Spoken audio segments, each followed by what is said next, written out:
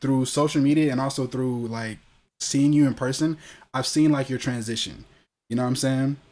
But from being just straight like male presenting, and then like just going deeper into queerness and into becoming, trans girl. And I Yeah, you saw the egg hatch. exactly, You saw and the phoenix. for a rise from the ashes, like what's up with it, you know? And like I said, man, representation is important.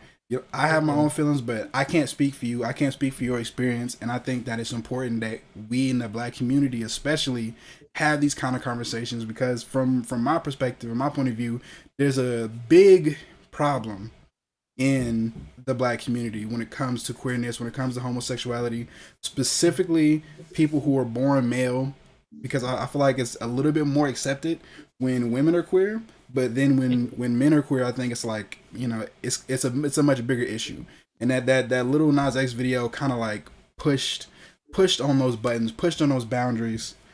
So Bash, I'm gonna go ahead and let you speak for yourself All and talk right. about your own journey a little bit. All right. Yeah. So to pick up right where you left off is how you said with Black males and how femininity or feminine traits is like received in the public and by Hollywood or social media. Um, it's seen as something derogatory, but when it's used in like a comic way, like you go on TikTok, you see all the dudes putting like the t-shirt on their head to pretend it's a Mm-hmm. wig, and they making fun of black women, making fun of black women tropes. They make them Mm-hmm. look ghetto, make them look like angry and obnoxious and loud. Then it's like, oh, it's funny, let's laugh at it. Mm-hmm. But when Little Nas X comes along and says like, I'm gonna embody these traits, and it's for me. It's not to like make fun of anybody. Mm-hmm.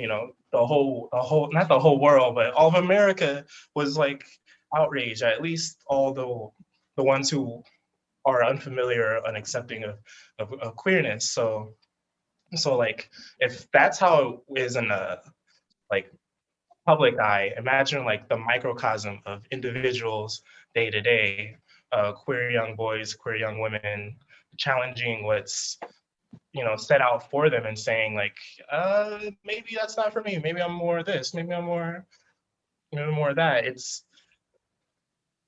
just like reflected. People will will dislike you. They will bully you. They harass you. But eventually, they'll shut the fuck up. Maybe they won't. There's a lot of violence towards queer people and stuff. Mm-hmm. I've seen some too. I've seen, I don't want to go to all the trauma, but just, cliff notes. I I've feel it. been through it.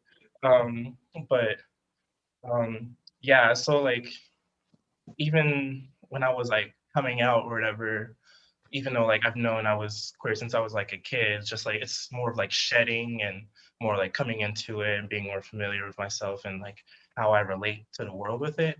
Um, it was funny, I couldn't, the more and more I was like more myself, Mm-hmm. more and more I started to like, I think I'm a they, I think I'm a she. Um, the less and less you can even like get hired or like be taken Wow. seriously when I'm like trying to run a project or like just on like social media or whatever.